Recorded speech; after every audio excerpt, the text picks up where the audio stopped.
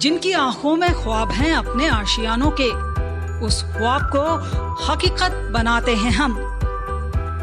ऊंची इमारतें बुलंद करके हर चेहरे पे मुस्कान लाते हैं हम, क्योंकि हम हैं लोढ़ा बिल्डर्स। घर का सपना करें सच।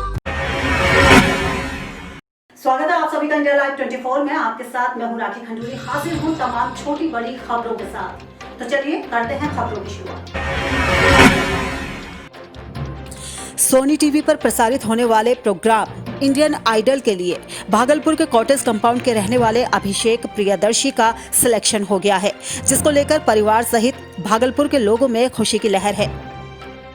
अभिषेक ने ऑनलाइन ऑडिशन दिया था, जिसमें आज उसका सिलेक्शन हुआ है। वहीं घर वालों को उम्मीद है कि वो इस कंपटीशन में जरूर जीत कर आएगा और भागलपुर के साथ साथ बिहार का नाम भी रोशन करेगा। जी, इस बार जैसा कि आप जानते हैं कोविड-19 होने के कारण, इस खतरे के कारण फिज़िकल ऑडिशंस रद्द कर दिए गए थे और पूरा का पूरा प्रोसेस ऑनलाइन कर दिया गया था। एक ऐप है सोनी लिव, सोनी टीवी का अपना ऐप है सोनी लिव ऐप, तो उसी पर ऑडिशंस के लिए मैंने सबसे पहले टीवी पर देखा कि ऑडिशन देने की प्रक्रिया ऐसे ऐसे है, ऐप पर जाने से होगा। ऐप को डाउनलोड करने के बाद उसमें जो इंस्ट्रक्शंस दिए हुए थे, जो निर्देश दिए हुए थे, उसको फॉलो करते करते एक फॉर्म भरा और अपने सारे डिटेल्स भरे उसमें, और उसके बाद 2 वीडियोज़ अपलोड करने का था, 1 या 2 का ऑप्शन रहता था, और मैंने अपने 2 वीडियोज़ उसमें अपलोड किए। इंडिया लाइव 24 के लिए भागलपुर से श्यामानंद सिंह की रिपोर्ट। आगामी बिहार विधानसभा चुनाव के मद्देनजर दलित सेना की प्रदेश अध्यक्ष सह लोजपा नेता रीता गहलोत ने बाराचट्टी विधानसभा क्षेत्र का दौरा किया। इस दौरान उन्होंने स्थानीय लोगों के बीच जाकर उनकी समस्याओं को सुना, साथ ही जनसंपर्क अभियान भी चलाया। इस मौके पर उन्होंने कहा कि आज तक बाराचट्टी में कोई भी बड़ा विकास का कार्य नहीं हो पाया है। इस क्षेत्र में बिजली, पेयजल के अलावा खराब सड़कें सबसे बड़ी समस्या है, जिन्हें वो सांसद चिराग पासवान के सामने रखेंगी, जिससे कि उन्हें इस सब परेशानियों से निजात दिलाई जा सके। आज हम लोक जनशक्ति पार्टी के सदस्यता अभियान और जनसंपर्क कर रहे हैं। बाराचट्टी का हाल क्षेत्र के लोगों से ही जानना चाह रहे हैं कि क्षेत्र में विकास अब भी होना चाहिए या नहीं। इंडिया लाइव 24 के लिए गया से संजीव कुमार सिन्हा की रिपोर्ट। पटना जन अधिकार पार्टी के संरक्षक सह पूर्व सांसद पप्पू यादव ने विभिन्न पार्टियों से आए नेताओं ने सदस्यता ग्रहण की। यादव ने नेताओं को पुष्पमाला देकर सम्मानित किया।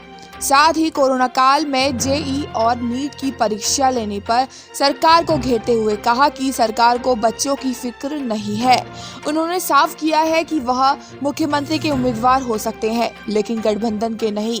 उन्होंने कहा कि कोई पिछड़ा या दलित मुख्यमंत्री का दावेदार होगा। आप अपमानित करेंगे और नीतीश कुमार 3 बार बात कर लेगा।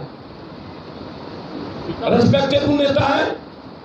शरद यादव जी को वहां नहीं मिले, यहाँ मिले, कहीं यहाँ गिरा वहां गिरा। शरद यादव जी बगैर किसी रह नहीं सकते हैं, उनका रेस्पेक्ट नहीं हुआ। आरजेडी में रेस्पेक्ट किसका होता है? मात्र 5 आदमी की आरजेडी है। इंडिया लाइव 24 के लिए पटना से अरविंद ठाकुर की रिपोर्ट। अयोध्या पहुंचे नवनियुक्त समाजवादी पिछड़ा वर्ग प्रकोष्ठ के प्रदेश अध्यक्ष डॉक्टर राजपाल कश्यप ने कहा कि मैं प्रभु श्री राम की धरती अयोध्या से ही 2022 के विधानसभा चुनाव के कैंपेन को धार देने के लिए आया हूं। उन्होंने पत्रकारों से मुखातिब होते हुए कहा कि वो भगवान राम को प्रणाम करते हैं। वहीं विधानसभा चुनाव की तैयारियों का जायजा लेते हुए उन्होंने कहा कि भाजपा की सरकार को हटाने के लिए दलित, बैकवर्ड और सवर्णों ने इस बार ठान ली है। 2022 में अखिलेश की साइकिल दौड़ेगी और अखिलेश यादव ही यूपी के मुख्यमंत्री बनेंगे। इसके साथ ही उन्होंने कहा कि वर्तमान में यूपी में जंगल राज है, डकैती, हत्या, बलात्कार की बाढ़ आ गई है, दलित और बैकवर्ड के साथ अन्याय हो रहा है। 2022 में समाजवादी पार्टी सभी जातियों को एक साथ लेकर विधानसभा चुनाव में उतरेगी और बीजेपी की जमानत जब्त कराएगी। माननीय श्री अखिलेश यादव जी ने हमें पिछड़ा वर्ग प्रकोष्ठ का प्रदेश अध्यक्ष नियुक्त किया है। उसी के तहत हमारा उत्तर प्रदेश में भ्रमण कार्यक्रम चालू हुआ है। उसकी शुरुआत हम लोगों ने अयोध्या की पावन धरती से किया है और आगे बढ़ते जाएंगे। और उत्तर प्रदेश में आज जंगल राज है। इस जंगल राज के खिलाफ ये मल्ला और निषाद और केवट का बेटा निकला है। माननीय अखिलेश यादव जी ने निर्देश दिया है। इंडिया लाइव 24 के लिए अयोध्या से ब्रजेश सैन की रिपोर्ट। यूपी में एटा की अलीगंज पुलिस ने ऋतिक और अभय नाम के 2 शातिर लुटेरों को मुठभेड़ के बाद गिरफ्तार कर लिया। पकड़े गए बदमाशों से पुलिस ने कारतूस और तमंचे के अलावा चोरी के मोबाइल और वारदात में इस्तेमाल की गई मोटरसाइकिल भी बरामद की है। दरअसल कई लोगों ने मोबाइल फोन और सोने की चेन समेत कई दूसरी चीजों की लूट की रिपोर्ट थाने में दर्ज कराई थी, जिसके बाद पुलिस ने इन्हें पकड़ने की योजना बनाई। अलीगंज पुलिस द्वारा 2 लुटेरों को गिरफ्तार किया गया है। ये आरोपी मैनपुरी जनपद के थाना भोगांव के रहने वाले हैं और बेसिकली ये कंजड़ हैं, आदिवासी हैं और इनके द्वारा जनपद मैनपुरी के कुरावली थाना क्षेत्र में, जनपद एटा के गैसरा, अलीगंज और दशरथपुर नयागांव 3 थाना क्षेत्रों में। इंडिया लाइव 24 के लिए एटा से अमित मिश्रा की रिपोर्ट। और यहाँ पर हम रुक रहे हैं एक बहुत ही छोटे से ब्रेक के लिए, लेकिन आप कहीं जाइएगा नहीं, हम जल्द हाजिर होंगे।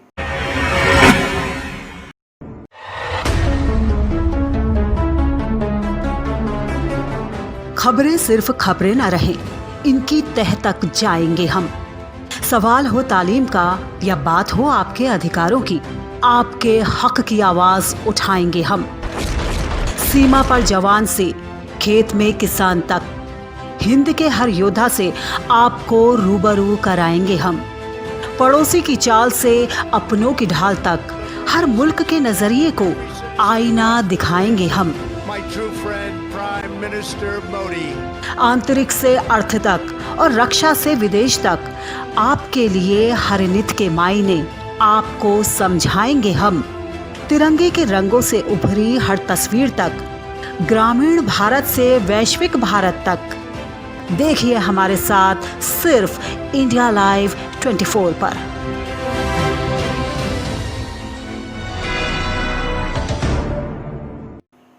ब्रेक के बाद आपका स्वागत है। चलिए बढ़ते हैं अगली खबर की ओर। जिला रायसेन मध्य प्रदेश से बड़ी खबर आ रही है, जहां आज ग्राम पंचायत बगलवाड़ा से ग्रामीण एवं किसानों ने तहसील प्रांगण में ऑनकर एसडीएम महोदय को, कलेक्टर एवं सीएम महोदय को बाढ़ पीड़ितों की मदद हेतु ज्ञापन सौंपा, जिसमें मांग की गई कि सभी ग्रामवासियों की शीघ्रता से मदद की जाए व शासन द्वारा मदद दिलाई जाए।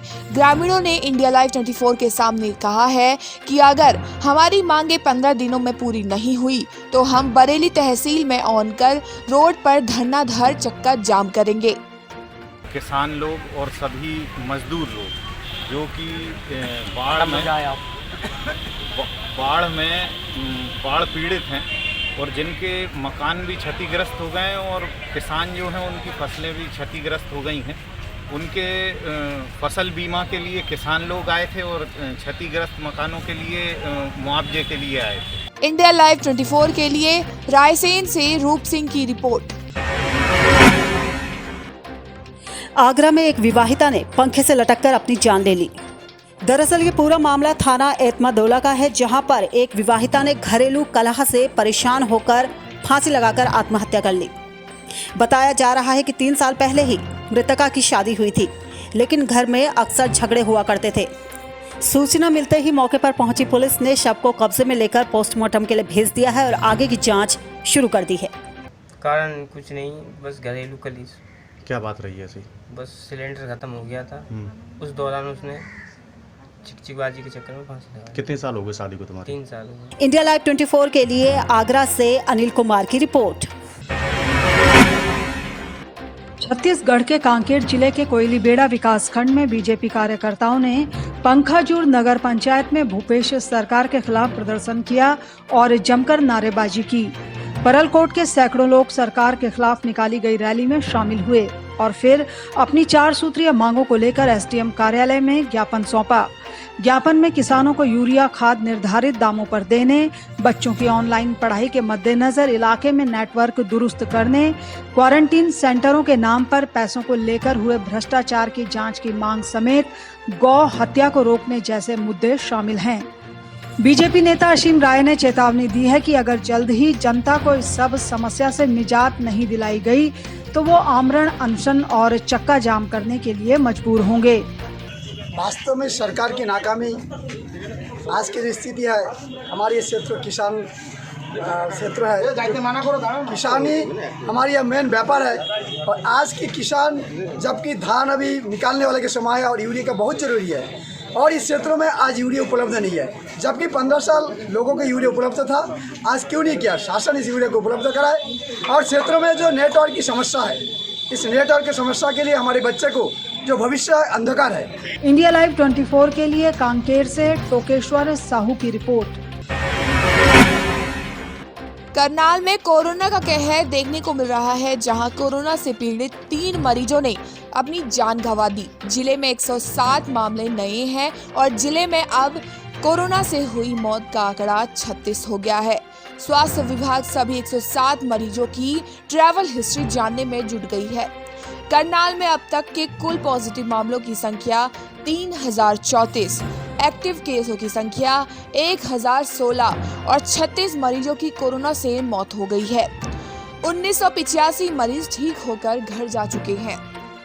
अभी सुबह से जो RT-PCR के हमारे जो रिपोर्ट्स आई हैं उनमें 107 केसेस अभी तक पॉजिटिव आए हैं और अभी भी कुछ टेस्ट की रिपोर्ट जारी है और टेस्ट किए जा रहे हैं और एंटीजन टेस्ट भी किए जा रहे हैं। इसके अतिरिक्त मैं बताना चाहूँगा कि कल शाम तक हमारे 909 केसेस पॉजिटिव थे, एक्टिव केसेस थे हमारे और लगभग 2000 केसेस के आसपास हमारे रिकवर होके डिस्चार्ज हो चुके हैं।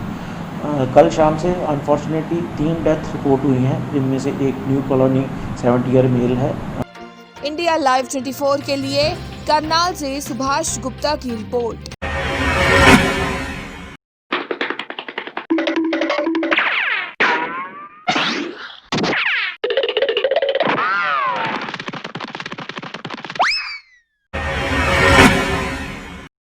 और फिलहाल इसी के साथ इस बुलेटिन में बस इतना ही। दीजिए इजाजत। नमस्कार।